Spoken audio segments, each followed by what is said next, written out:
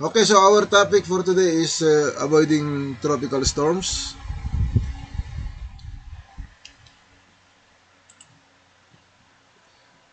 Okay, in whatever situation a ship may find herself, the matter of vital importance is to avoid passing within 80 nautical miles or so of the center of the storm. No? So remember, you must not go near up to 80 miles, no, because of the effect of the storm. And it is preferable but not always possible to keep outside a distance of 250 miles. So kung kaya mong lumayo ng 250 miles, then it is even better, no? Pero it is not always possible. And as a matter of fact, ang 80 miles is also sometimes not possible, no? Minsan wala kang maiwasan, ano, depende dun sa lugar, which I will show you. Okay, so here, this is actually the Aleutian, ano, Aleutian Islands, which is connected with Alaska, no? So ito yung daanan ng barko, no? Kasi Japanese company yon. So we always travel from Japan going to the US. It's either Portland or here somewhere here in San Francisco, no? Pero instead of making a ramp line dito San Francisco, so diretso ka lang Japan na, no? We are traveling Great Circle to the Aleutian Islands. Tapos saka kami mag-ramp line doon at saka Great Circle again, no? Going to Japan. Ngayon, kung sakali papunta ka or let's say pabalik, no? Kasi nung pabalik kami, ito yung kinikwento ko sa inyo na dumaan kami in between, no?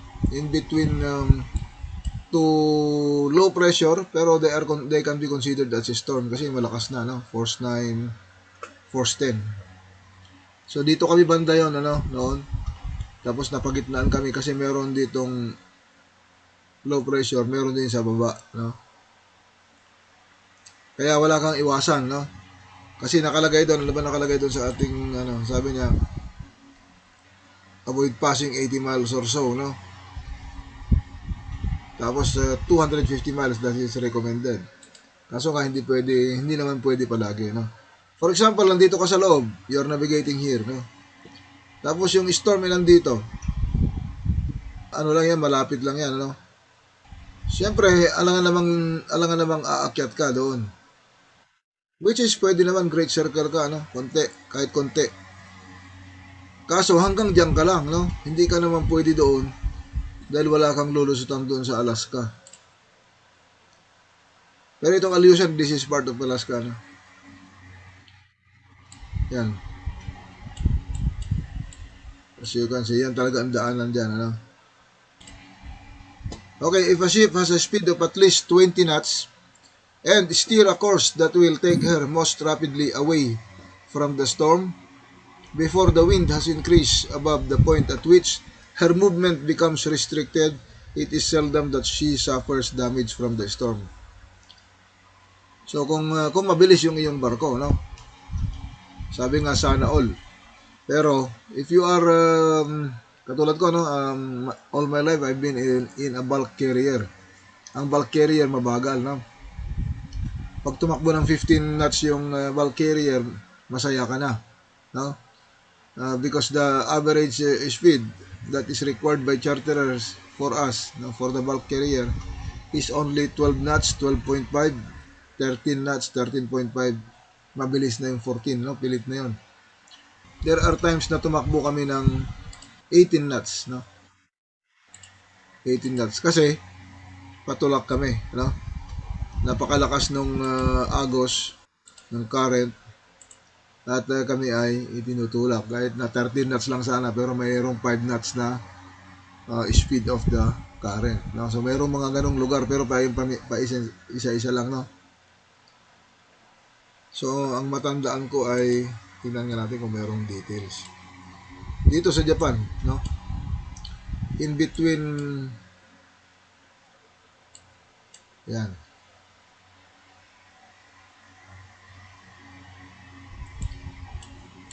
So nakita nyo, this is Hokkaido, no? This is Hokkaido. Tapos ito yung, nakalimutan ko na yung isla na to. Pero nandito yung Tokyo sa baba eh. Ito yung Tokyo Bay. Ngayon, pag dumaan ka dito, napakalakas ng kuryente dito, no?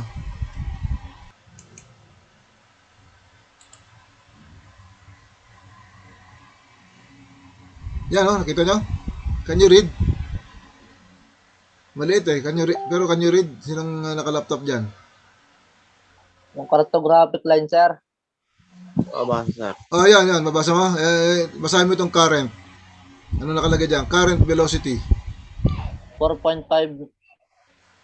4.5 knots, di ba? Kung tumatakbo ka ng, kung tumatakbo yung barko mo ng 13.5, 14, kaya kami tumakbo dito ng 18 knots, no? Dito sa part na to ng Japan. Malakas talagang agos dito, no? When I was still AB, magugulat ka dito sa, lalo pagpatulak, magugulat ka sa galaw ng timon. Medyo mahirap magtimon, no? Kasi malakas yung agos, no? So doon, no? In between lang, no? In between dito lang sa loob. Nandito ka sa loob. Patulak ka doon. At malakas ang current, ano? So sabi, if your vessel is has a speed of at least 20 knots, so ano ba yung mga barko na yun? Yun ang mga container, car ship. Sometimes yung reefer, mabilis din, ano? Pero sigurado yung container at saka car ship, tumatakbo ng 24 knots, no? So pag ano ng yung barko, mas madali kang umiwas, no? However, you must do that early. Not at the point at which your movement becomes restricted. Kasi pag kayong abutan ka na ng alon, hindi ka na pwedeng magmabilis. And ang recommendation is to slow down. Kasi once na malalaki yung alon, nagkaroon ng pitching movement, no? So pag umangat iyong stern, at umangat yung iyong stern doon sa tubig, mababasyo ngayon yung propeller, no? So walang itutulak na tubig yung propeller. Siyempre malakas yun, ma-overspeed ka, no? Once na na-overspeed, then may kadalasan tumitirik yung barko. Although madali lang naman nilang pandarin, no? Madali lang nilang pandarin. Kaso delikado, no? Paano kung hindi nila mapandar kagad eh nandun kayo sa alon? So, yun ang problema, no? Pero napapandar naman nila kagad. Okay, so sometimes a tropical storm moves so slowly that a vessel, if ahead of it, can easily outpace it, or if astern of it, can overtake it. So, kung mas mabilis ka naman, nasa unahan ka, then walang problema, no? Matatakbuhan mo, no? Mahirap lang kung nasa harapan ka niya mismo, mas mabilis ka nga, pero bigla siyang bumilis. Hindi naman natin alam kung kailan siya mag-increase na speed, di ba? Delikado rin, no? Okay, so kung if you can overtake it, sadyang mabagal siya, then be careful with what side you will overtake. Doon ka mag-overtake sa navigable semicircle. Kasi, if you are going to overtake at the dangerous semicircle, nag-decide yung storm na to recurve. Di ba? Pag nag-recurve siya, pwede kanyang mahagip. Okay, if a vessel is in an area where the presence or development of a storm is likely, frequent barometer readings should be made and corrected for height. For height, latitude, temperature, index error, if mercurial, and for diurnal variation, which is given in climatic atlases or sailing direction. What we are doing ay meron kasing mga sa station, for example in Japan, pag dumaan kami doon sa station na yon, then nag-i-email kami doon sa station and expressing our desire to take or to have the correction for our barometer, no? So, ang gagawin nila, may mga information na kailangan mong i-send sa kanila, no? Temperature, position, o kaya yung time of your passing in their area, no? Tapos, ibibigay nila sa iyo yung correction for your barometer, no? And dalawang correction yun, yung full load ka, loaded, at saka yung ballast condition, ano. So, let's say kung ballast ka ay -1, tapos yung loaded ka ay -3, pwedeng gano'n, ano. O kaya plus yung isa, pag mataas ka, plus, gano'n. So, depende yung ibibigay nilang correction sa'yo. They will, it is in a form of email, which you can print, and you can put below your barometer, no, para makita ng lahat. O kaya you can print a larger correction, tapos ilagay mo doon. Pwede niyo, kadalasan sinusulat lang naman ng pentel pen, ano. Tapos ididikit doon sa ilalim ng barometer para lahat ng kukuha doon ay apply na lang nila yung correction, ano. You need to take frequent barometer readings doon sa mga lugar na the presence and or development of storm is likely. Ibig sabihin, madalas na merong development or madalas na merong nandun na siya, no? Nandun na yung storm. So, ipakita ko sa inyo yung aming madalas, no? Okay, so dito sa Aleutian, madalas talaga dito, no? Although nakailang daan naman ako diyan na wala. So dito, madalas na merong low pressure. At saka dito sa may Gulf of Alaska, no? Kasi dito sa Gulf of Alaska, lagi kasi diyan kasi napupunta yung mga lows, no? Bagyo, naging bagyo, nag-dissipate, lumakas ulit, naging low. Tapos tuloy-tuloy siya hanggang sa dito na siya tuluyan mag-dissipate, ano? Kaya tinatawag na boreal of lows. So dito palaging isa sa mga lugar na palaging merong storm, no? Tapos somewhere here in Mexico dito kami yung naglaglagan ng aming kargada, no? Because of yun nga, may tumubo lang na low, within the day naging storm, kaya nabulaga kami, ano. At ang problema kasi meron tayong learning, no, which is you must take the barometer readings frequently, pero hindi namin ginawa, no. Ginawa pa rin every 4 hours kasi we disregarded these techniques.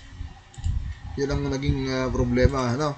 Kaya nung mayroong tumubo, nabulagan na lang kami, no. Hindi na kaya laglagan. Pero hindi naman sana maglaglagan yun kung hindi nagkamali yung chiefmate na inutusan niya yung cadet to take the wind direction.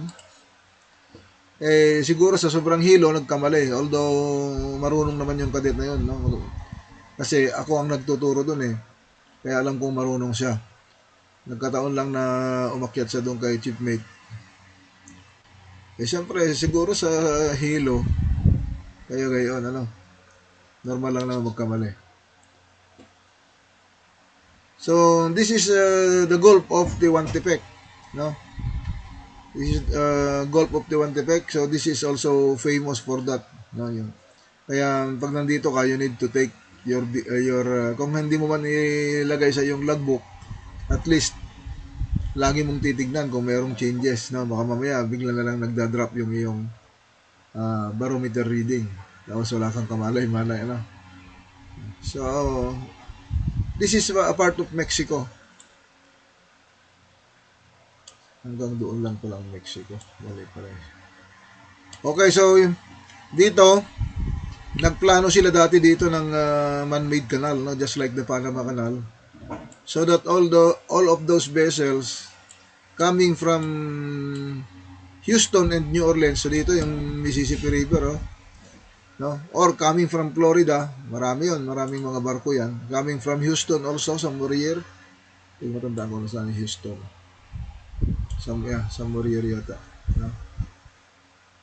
May channeling yun eh, yung sa Houston. At yung channeling doon ay parang eksakto lang yung barko. Pero magaling yung pilot. No? Okay, Mississippi River, salubungan dyan. Medyo malaking ilog yan. No? Okay, so those vessels, especially dito sa New Orleans, maraming barko doon. So kung tatawid ka from this to the Pacific, pwede ka na sanang dumaan dito kung tinuloy nila, ano? Hindi ka na iikot ng Panama. Kasi ang Panama nandito pa sa baba, oh. Yan. Yan ang Panama. Panama Canal. Kaya mapapalayo ka pa, ano? Okay, if the barometer readings should fall 5 hectopascal below normal, or if the wind should increase to force 6, when the barometer has fallen at least 3 hectopascals, there is little doubt that a storm is in the vicinity. So pag bumaba yung iyong barometer reading ng 3 hectopascals, tapos lumakas yung hangin mo force 6, there is little doubt that a storm is in the vicinity. Kaso, pag sanay ka na dito sa Pacific, force 6 is normal, no? Force 6, force 7, force 8, normal na yun sa amin. Pagka nag-force 9 at force 10, medyo yan, may kaba na, no? Pagka umakyat sa force 8, pero force 9, parang minsan, nasanay na rin, ano? Ano na yan, sobrang lakas na yung hangin at hindi ka pwedeng mag-iwan ng gamit doon sa labas na pwedeng ilipad, ano? Kailangan nakalashing.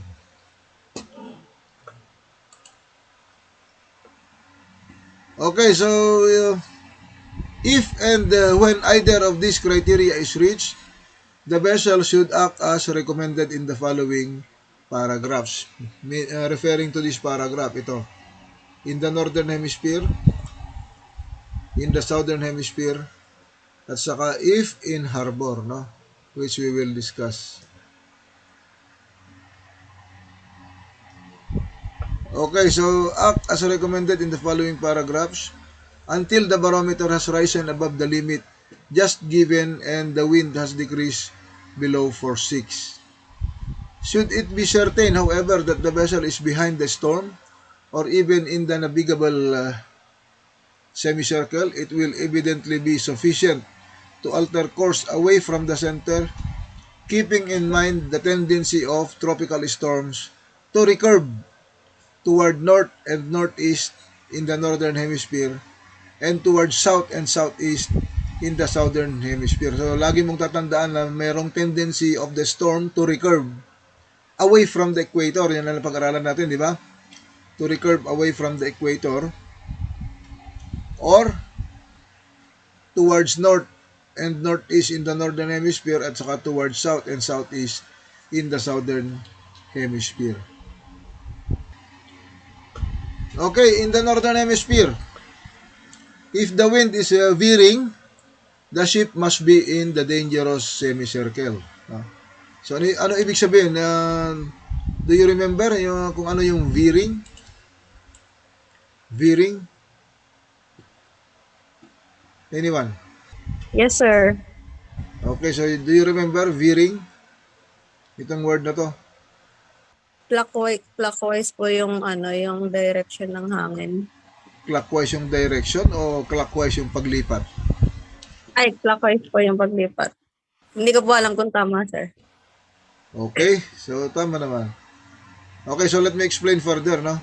Para mas maganda na-explain kasi sa figure. Okay, so sakala ito yung iyong barko.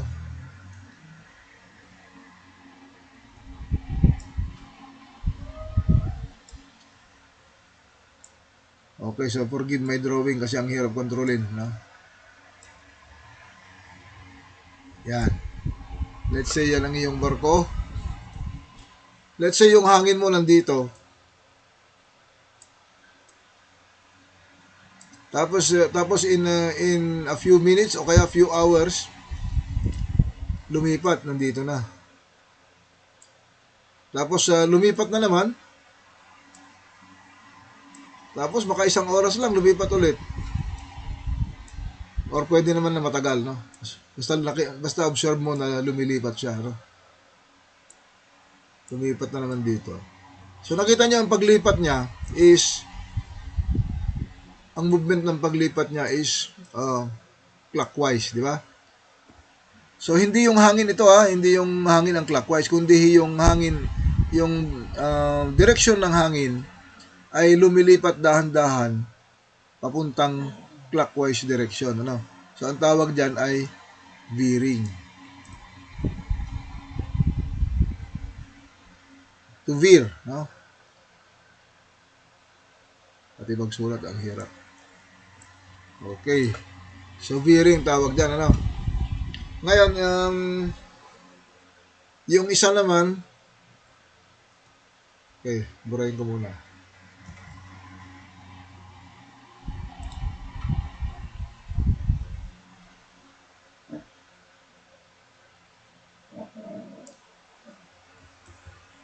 Okay, so nandito pa rin yung hangin mo, nandito. Tapos after a few hours, lumipat. Tapos lumipat ulit.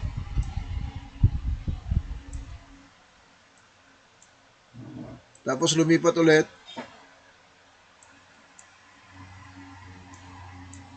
Tapos lumipat ulit. Yan.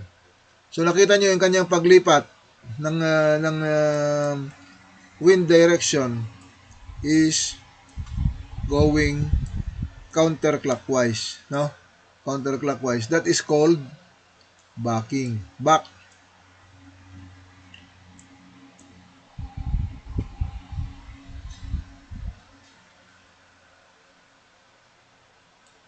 Yan. From the word back. Yung isa veer, yung isa back. Pabalik. Babalik ang kanyang pag-ikot. Or hindi naman pag-ikot, yung kanyang direction of movement or transfer or change in direction, no? Kasi katulad niyan, this is nandiyan siya sa iyong port bow, naging abeam, naging port quarter, tapos yung naging aft, tapos starboard quarter.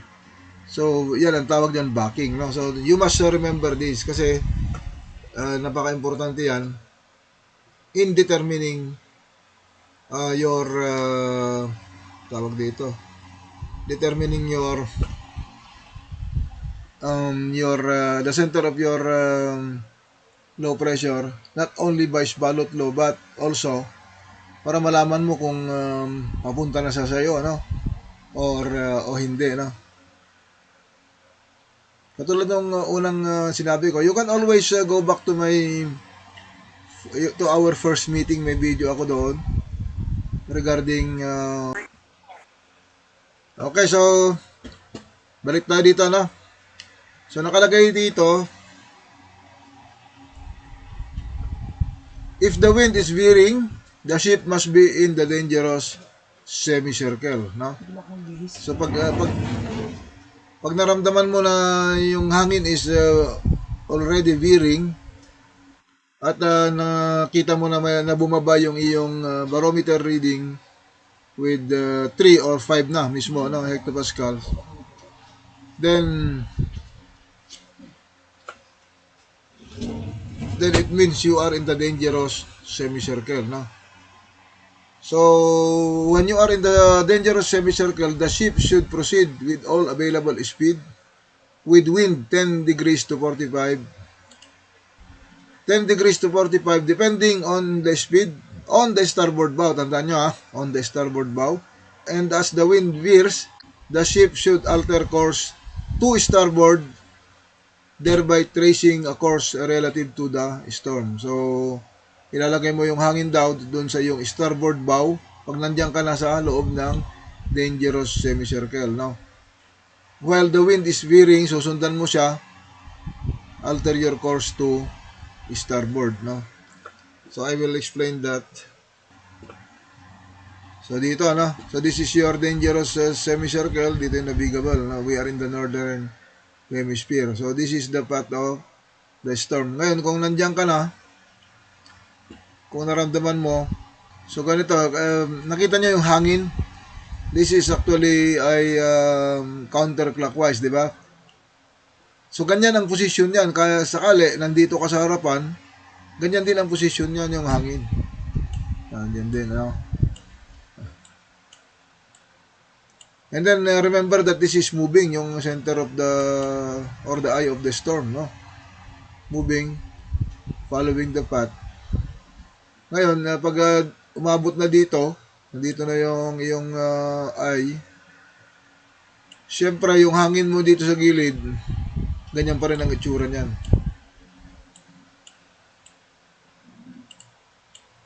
Okay. Naintindihan niyo ba? So itong ikot ng hangin na to, this is in all direction. Pag lumipat yung center, lilipat din yan, no? Doon sa tapat. Kita niyo to, tapat niya. Kaya itong hangin na to, ganun din. Lilipat dito. Naintindihan ba? Backing sir yan, ano po? This is veering. Bakit veering? Okay, so ipa-explain ko sa inyo kung bakit veering, no?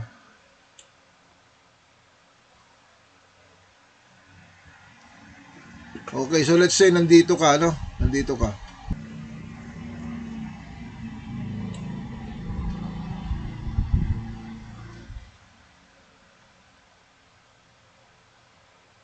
Nakita mo yung hangin ay nandyan sa iyong dead ahead, no? Ngayon, pag nag-move itong storm, ang makaka-affect sa iyong hangin ito. So, lilipat siya dito. Para hindi kayo malito, no? Kasi kung sasundan mo lang yung araw, parang backing. Ngayon, pag nag-move ulit yung storm, ang makaka-affect naman sa'yo, ito. Ganyan na siya. So, pag nag-move na naman yung storm, makaka-affect na naman sa'yo, ito. Kaya dito siya. Nakita nyo? This is veering. Tapos, nag-move na naman yung storm, lumayo na. Ito nang nasa likod ang nakapik sa'yo, nandyan na siya.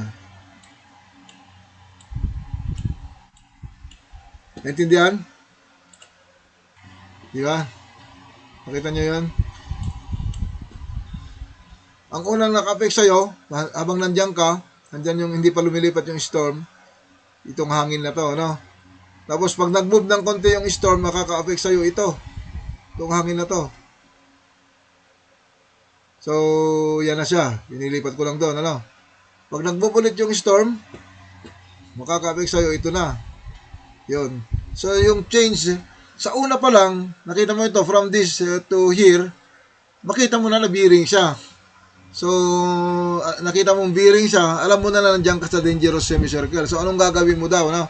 Anong gagawin mo dahil alam mo na nandiyan ka sa dangerous semicircle? Kasi mapapansin mo yung hangin eh. Kanina, nasa yung proa, nasa yung dead ahead. Tapos ngayon, nandiyan na sa yung lumipat ng konti dyan sa yung starboard bow. Kahit hindi mo ipinaplot, even just by looking at the relative direction, kasi yung iyong equipment on board, that is giving relative direction, yeah? Relative wind speed at saka relative wind direction. Makikita mo rin yung effect. Kasi sa relative wind direction, nung una, dead ahead. Tapos yung pangalawa, a little bit to starboard bow. Tapos maya-maya, ma-observe mo, parang lumipat, parang dumagdag ulit ah. Makikita mo kasi yung angle doon sa yung indicator, no? Yung relative wind indicator. Kaya ibig sabihin, alam mo na veering. So once na veering siya, nandiyan ka sa loob, then apply the technique, which is, okay, wait, tanggalin ko ito. Okay. So nandiyan, alam mo na nandiyan ka, no? Ano ba yung technique? tingnan natin technique. That is, you should proceed with all available speed with wind 10 degrees to 45 degrees depending on the speed on the starboard bow, and as the wind veers, the ship should alter course to starboard, thereby tracing a course relative to the storm. No? Actually, meron na dito eh. Kita mo yung track. Yan ang bali ganyan na magiging track mo. No? So, una, put your wind on your starboard bow. So, kung nandito ka, let's say dito ka inabutan, siyempre mabagal naman yan. Hindi naman yan pupunta kagad dito yung, ang ay eh. Baka after a few hours, nandito pa lang yan. Nandiyan pa lang, nandiyan. No? Kung 10 knots lang yan, edi mabagal lang yan. So nakita nyo, nilagay ko dito, if this is your ship, nilagay ko sa starboard bow ang iyong hangin. Ano? So paglipat mo dito, actually, dahil umiikot nga ang hangin, yan, medyo mas maayos na.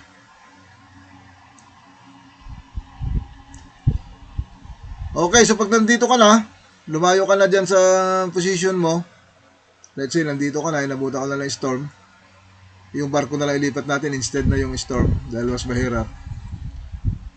Okay, so yung barko mo ngayon, ilagay mo ngayon sa yung so nakita mo, yung unang direksyon mo ito.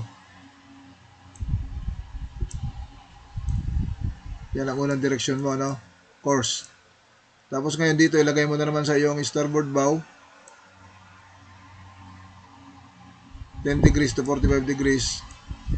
So, papunta ka naman doon. Ano? So, pag nandito ka na, ito na yung iyong salubong, ilagay mo sa iyong starboard. So, ganyan mo naman. So, dito na yung course mo. Okay, so yan ang technique na dinevelop nila, ano? So, let's say may hangin din dito. So, pag nandito ka naman, dito mo na ilagay ang iyong put the wind on your starboard bow 10 to 45 degrees. Yun ang technique. So, gano'n lang, that is the technique. Bakit gano'n ang technique na dinevelop nila? Na sinusundan natin. At pinag-aaralan natin. Bakit? Ano kayang purpose nun? Bakit kailangan mong dalhin yung hangin doon yun sa yung starboard bow? So anyone, sino may idea? Bakit na ilagay natin sa starboard bow ang ating hangin? Ano ang purpose? Samantalang pwede namang okay, so sakali ganito yung iyong hangin. Yung hangin mo ay papunta rito.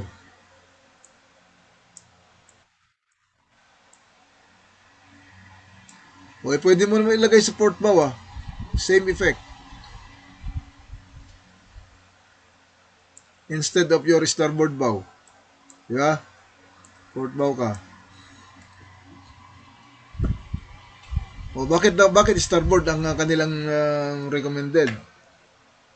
Sinong may idea?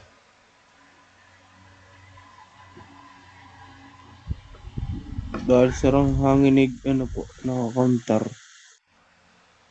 Ang hangin ay naka-counter? Yes, sir. Oo nga, walang problema dun sa hangin. So, yan nga yung hangin mo, di ba? Pero ang tinatanong ko lang, bakit ang dinevelop nilang technique is to put the wind on your starboard bow? Bakit hindi port bow? Pwede rin naman sa port bow, pareho lang ang effect. Sir, para patulak pala yun Patulak palayo saan? sa ay po. Okay, that's the correct answer, no? Kasi pagka dito mo nilagay sa port, papasok ka pa rin dito sa loob, di ba? Hindi ka papalayo sa ay. Di ba? Pansin nyo, kung let's say dito ka, nilagay mo sa port bow. Di nandito ka pa rin sa loob, di ba? Hindi papalabas. Samantalang ito, papalabas ka. Papalabas. At saka kaya mo naman sinusundan siya, yung hangin, dahil para yung effect sa'yo ay hindi masyadong Kasi kung ilalagay mo dyan sa tagiliran mo yung hangin, kasama niyan yung alon. Kaya gulong-gulong ka dyan, hindi rin kaya. No? So that's why susundan mo siya hanggang sa makatawid na siya at mahina na yung effect. Then you can follow your course. No? Pero habang nandiyan ka, na malakas pang effect niya, yan ang gagawin mo. So kung kailangan mo siyang umikot ka, okay lang, okay lang. Okay, so ilagay mo din dito. Yan. Although yung original course mo is paakyat.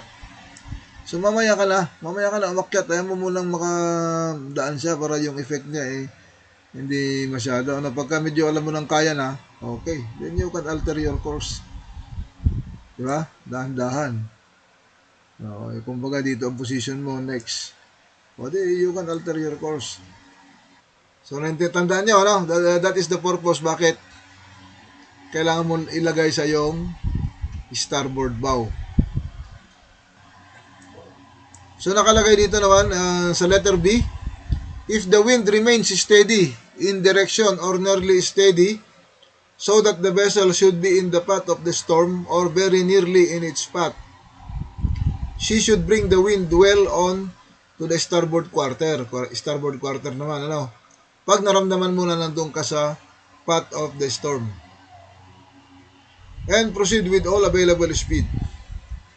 When well within the navigable semicircle, act as see below. Pag alam mo na nandun ka na sa navigable semicircle, sundan mo naman itong C. No? So C, if the wind backs, the ship is in the navigable semicircle. So tanda mo, dito sa dangerous, pag veering yung hangin, nasa dangerous ka. Pero pag backing, nandoon ka sa navigable semicircle. So the ship should bring the wind on the starboard quarter and proceed with all available speed, turning to port as the wind backs to follow a track as shown in the diagram. So ipapaliwanag ko sa inyo.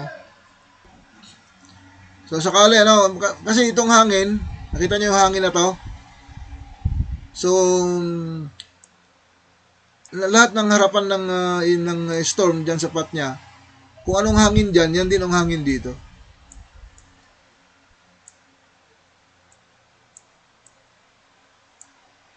Yan. Ngayon, let's say nandito ka.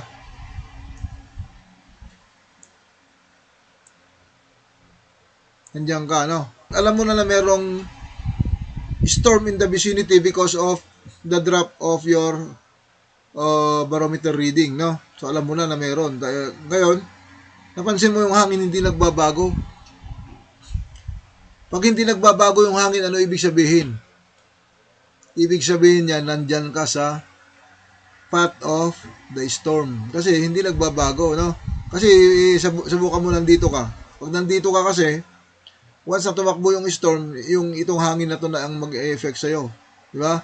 Pag lumayo naman yung storm, ito lang nasa likod ang mag-effect sa'yo. Pero pag nandiyan ka, dahil papunta sa'yo yung storm, hindi nagbabago yung hangin. Yan pa rin yung hangin. Pag lumipat na dyan, lumapit yung storm, dyan pa rin yung hangin. Hindi siya nagbabago. Kaya ibig sabihin, nandiyan ka sa path of the storm. So ano ang technique? Nakalagay dito, ang technique is to put the wind on your starboard quarter. If you remember, di ba? Yan, no? Okay, so nandun ka sa path of the storm or very nearly its path. Ganon din ang pakiramdam ng ma-observe mo sa hangin, hindi lumilipat. Then, put the wind on your starboard quarter. Ngayon, pag nandun ka na sa navigable semicircle, ganun pa rin. Put the wind on your starboard quarter pa rin. Ano? Tapos, para mapaikutan mo yung storm, susundan mo lang yung hangin, turning to port naman. Doon sa kabila, doon sa dangerous semicircle, turning to starboard. Pero dito, turning to port. So, tingnan natin, ha. Okay, so anong gagawin mo? Nandito ka. Ang recommendation is to put the wind on your starboard quarter. So anong gagawin mo para madala mo sa starboard quarter? Ilipat mo yung hangin dito. Okay, hangin, lumipat ka dun sa starboard quarter para makapag-manoeuvre ako. O, ganun ba?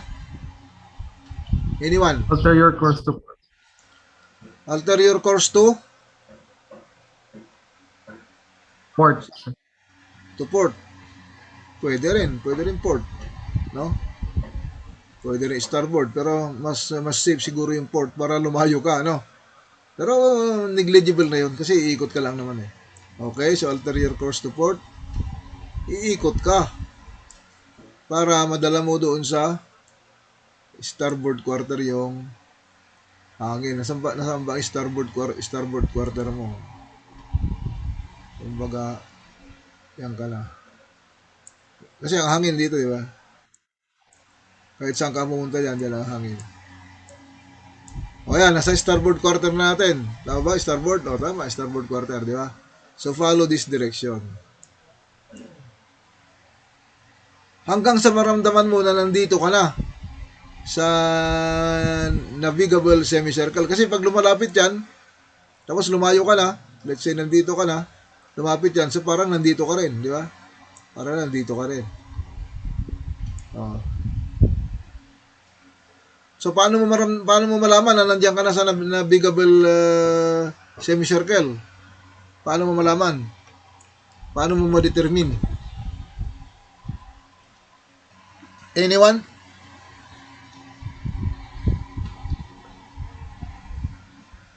Paano natin ma-determine na nandiyan ka na sa navigable Sir, try lang, sir. okay. Sir, pag po ang hangin po ay nag-change na po, sir, ng direction, sir. Nag-change, paano nag-change? Yung pag, sir, halimbawa, sir, ay naandar po, sir, ang barko, yung nalipat na po sa part ng barko, halimbawa po, sir, nasa starboard. Kay, ano po, sir, yung parang naiba na po, sir, ang tinatamaan ng hangin. Yung nabangga, sir, sa barko. Oo nga, Yung iba, sir, tama yun, naiba. Pero, paano? Paano naiba? Anong direksyon?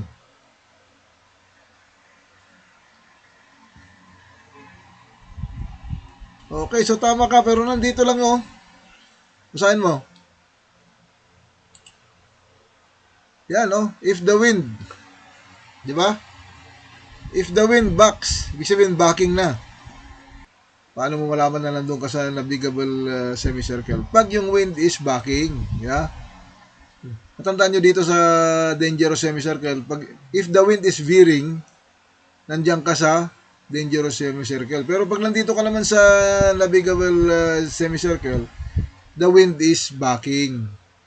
Backing, di ba? So, tulad nito. Okay, so ito, no? Nakita mo yung hangin dito. Itong hangin, di ba? So, kung i-apply natin sa barko yan, nandito yung hangin. Okay, so pagka lumapit na sa iyo yung storm, ano makaka-affect sa iyo? Ito na. Ito. So ano bang direksyon niyan dito? Counterclockwise, di ba? Tapos pag lumapit ka pa, ano makaka-apekto sa iyo? Ito na. So pag ano naman siya? Kung hindi ka mag-alter ng course, pupunta na dyan sa yung starboard bow, no? Tapos pag lumapit pa rin sa'yo ulit, ito naman maka-affect sa'yo. So ano siya? So starboard bow pa rin pero malapit-lapit na sa dead ahead. Tapos pag lumapit pa rin sa'yo, ito na maka-affect sa'yo. Ito. Ito. So dead ahead na. So, anong tawag doon? Anong tawag doon sa paglipat ng hangin na yon? Backing, di ba?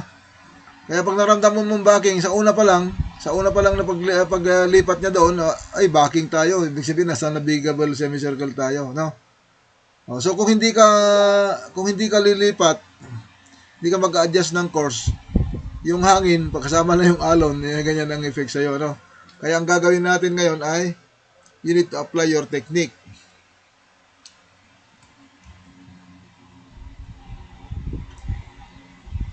Okay, so alam mo na backing ka, di ba? Ngayon, if you are here, let's say nandito ka, ilalagay mo ngayon sa iyong starboard quarter ang hangin. Yan. Tapos pag lumipat na yung hangin, ito na yung maka-affect sa'yo. Ito isa na to. So dito naman ngayon, mag-alter ka ng course.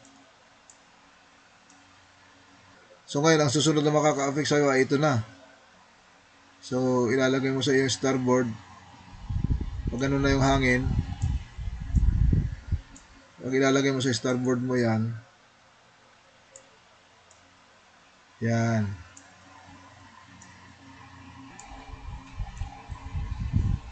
So pag lumagpas naman yung eye of the storm, ang makakapit na hangin sa'yo, ito naman. So papunta dito yung hangin mo. So pag yan ang hangin mo, anong gagawin mo? Ay di siyempre ilagay mo sa iyong starboard quarter. Aakyat naman. Aakyat. Yan. Parang inikutan mo lang siya, ano? And then, pag nakalagpas na siya, then you can follow your course. Ano ba original course mo ito? Di ba? Okay, so pwede ka nang umakyat dyan. Naintindihan? Naintindihan ba yung technique? Put the wind on your starboard quarter. Doon mo lang ilalagay yung hangin.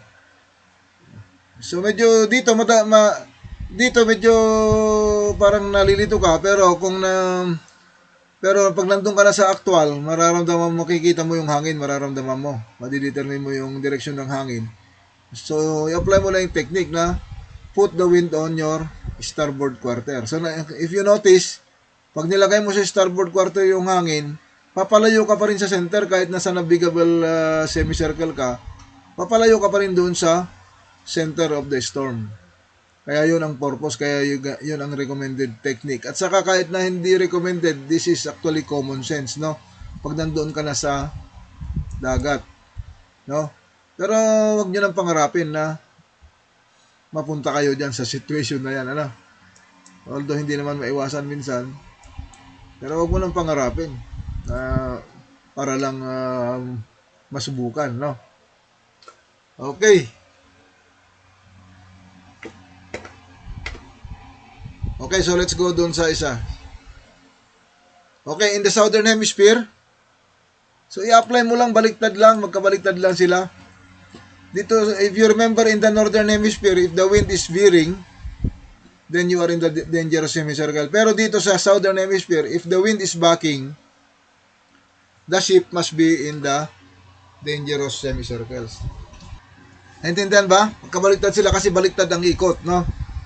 Kumbaga, counterclockwise ang ikot ng hangin sa northern hemisphere, doon naman sa southern hemisphere, clockwise. Kaya ang magkabaliktad din ang technique. Okay, so dito, pag backing, nandun ka sa dangerous semicircle. Tapos dito tayo sa letter C, if the wind is veer naman, then nandun ka sa navigable semicircle, no? Tapos ilalagay mo naman ang hangin mo dito sa may dangerous semicircle, ilalagay mo sa port bow. Port bow naman, if you remember doon sa northern, ilalagay mo doon sa starboard bow. Dito naman sa southern, ilagay mo sa port bow, no? Tapos dito naman sa, kung nandun ka sa path of the storm, ilagay mo naman sa yung port quarter. So, ganun pa rin ang iyong treatment. Kaso nga lang, magkabaliktad lang sila, no? Tapos, nandito ka na sa letter C, port quarter pa rin, ano? So, let's check, no?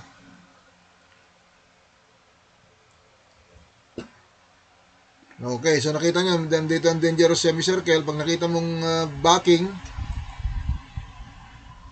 ay understood na nandiyan ka sa dangerous semicircle. So, kumbaga, kung ito ang nakaka-affect sa iyong hangin, ilalagay mo yan sa iyong port bow. So, paano mo siya ilagay sa yung port bow? Nasaan ang bow mo? So, okay, magguhit ako dito ng barko. Let's say, ang hangin dito ay papunta rito.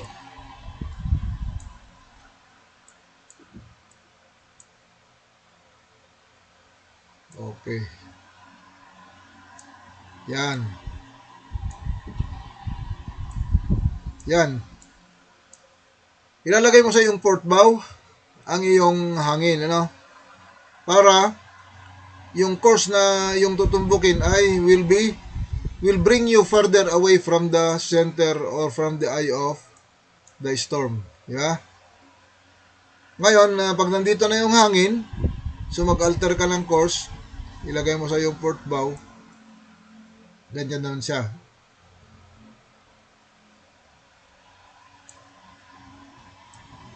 Yan. Tapos pag nandito na yung hangin, ito,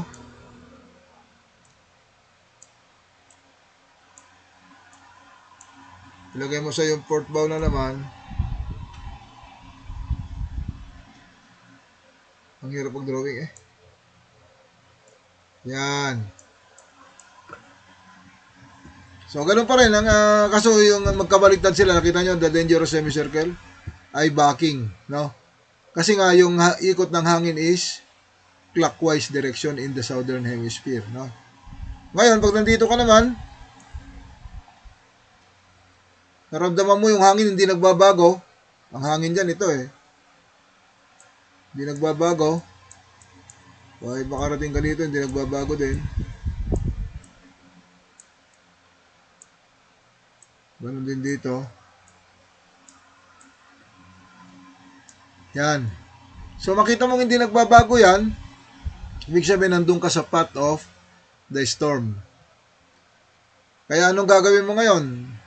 Put the wind on your, kung kanina starboard quarter, ngayon dito naman sa southern hemisphere, ilagay mo naman sa iyong port quarter, di ba? So, nasaan ang port quarter dito? Dito, ilagay mo dito ang hangin. So, ikambyo mo lang ng konti. Kumbaga, kung let's say, nandito ang hangin. Muli. So, let's say, nandyan ang hangin. So, paano mo ilalagay yan sa iyong port quarter? Yun na, nasa port quarter na eh. Okay, so tumbukin mo na yan. No? Hanggang sa maramdaman mo na nandoon ka na sa loob ng navigable semicircle. So, paano mo malaman? Pagka veering na yung hangin, no? Pag veering na yung hangin, let's say, lumayo ka na, tapos ito na nakaabot sa yung hangin, then you need to put it on your port quarter. So, dito naman. Yan. Yan ang tumbukin mo. So, if you notice, kahit nasa navigable semicircle ka, yung technique mo is always going away or farther away from the center of the storm. Di ba? So, kung ito naman ang makapek sa yung hangin, ito, pupunta na siya dito, then you can always alter your course. Yan.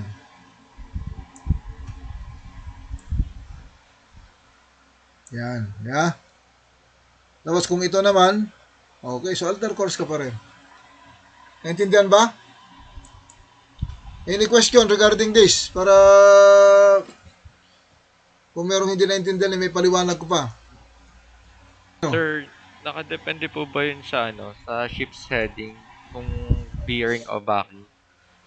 Hindi, nakadepende yun sa iyong hangin.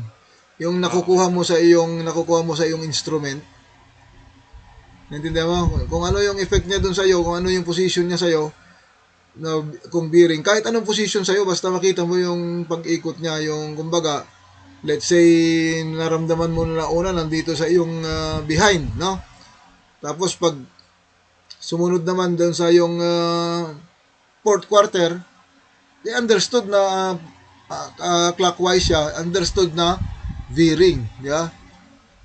So dito, kung veering ka, nandiyan ka sa navigable semicircle. If you are in the south, no? So magkabaliktad sila. If you are in the north, pag nandiyan ka sa bearing, nandun ka sa dangerous. Kasi ang dangerous doon sa north is sa right side.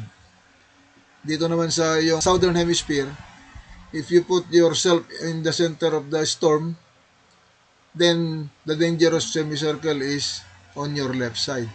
Yan, di ba? Hindi ka malilito dyan. Just use your imagination, no? Okay, any question pa? Okay na po, sir. Okay, okay na. Then, okay, so dito naman tayo sa harbor, no? Before the harbor, ito muna, no? If there is sufficient room to run when in navigable semicircle, it is not practicable to seek shelter, the ship should heave to with the wind on her starboard bow in the northern hemisphere or on her port bow in the southern hemisphere. So, yun ang technique na in-apply natin, eh. Di ba?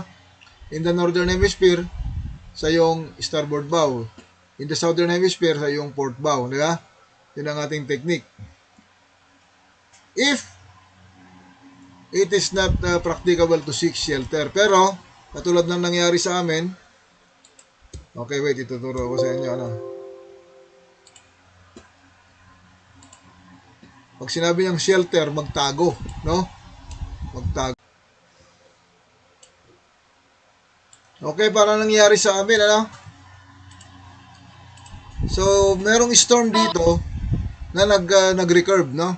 So, recurve meaning umikot siya papuntang north tapos papuntang northeast, no? So, dito siya. Okay, anyway, basta yung storm is going here, makakasagupan namin, ano?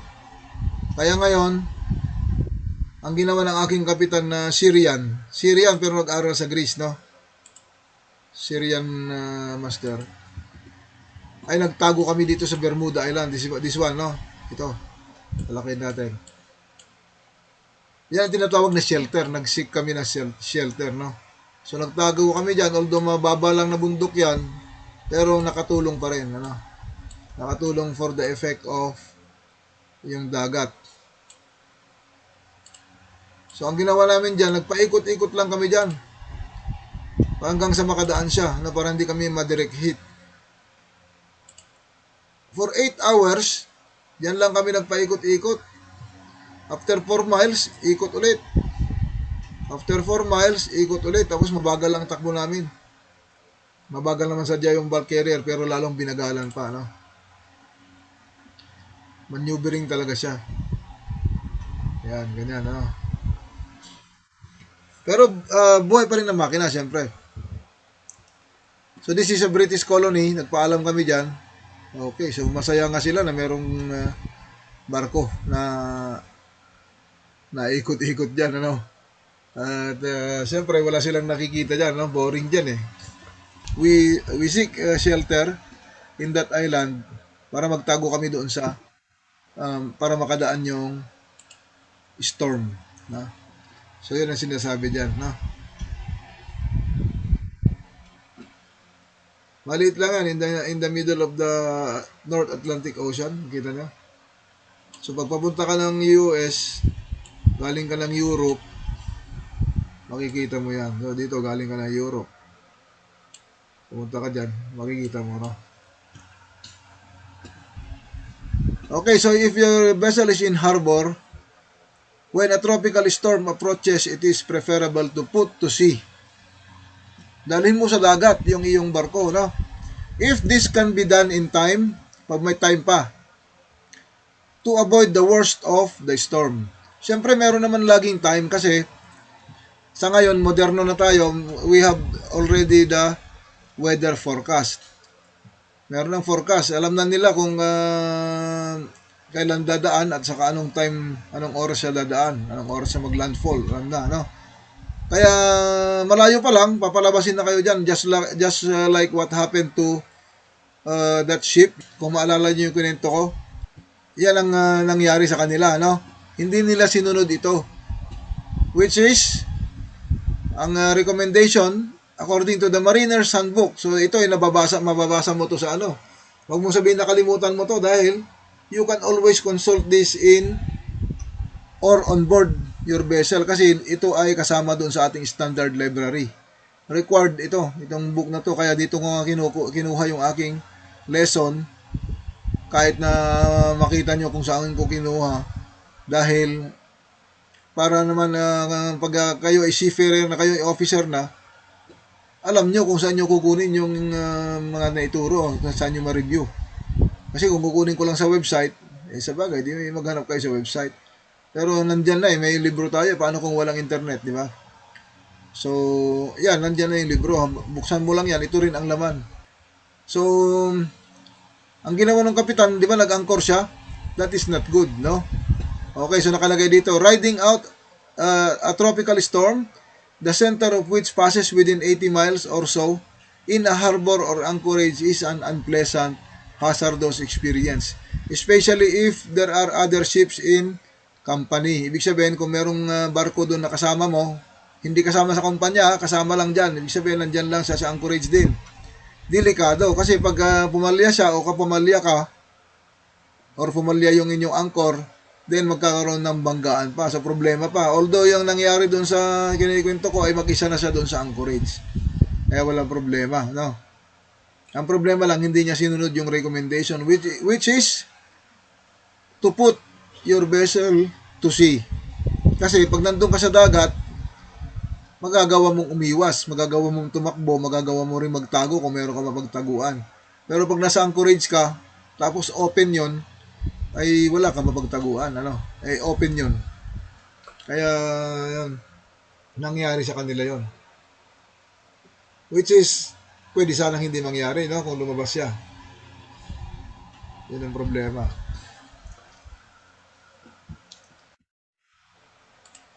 Okay, even if berthed alongside or if special moorings are used in a ship, may be far from secure. Hindi ka magiging secure, hindi ka ma-secure sa pantalan kasi nakalutang ka sa tubig. Pag gumalaw yung tubig, sigurado gagalaw din yung iyong barko. No? Unless you are in dry dock. Pag nasa dry dock ka, nakapatong ka na lang, kahit malakas yung hangin, hindi ka kayang itumba. No? Mabigat yung barko Sobrang bigat. Kaya, hindi ka kayang itumba. Pero, pag nandun ka sa tubig, magaan ka. No? Pag gumalaw yung tubig, galaw din yung barko. Kaya yun ang problema. Kahit na special ropes ang iyong gamitin, mayroon pa rin tendency maputol yung mga yun. Kaya yun ang tatandaan nyo. Laging put your vessel to sea. Okay, so hanggang dyan na lang yung aking lesson. Okay, so I will end this meeting. Stay safe. See you again next week. Sir, thank you, sir. Ingat po, sir. Thank you, sir. Thank you, sir. Thank you, sir. Care po. Okay, likewise.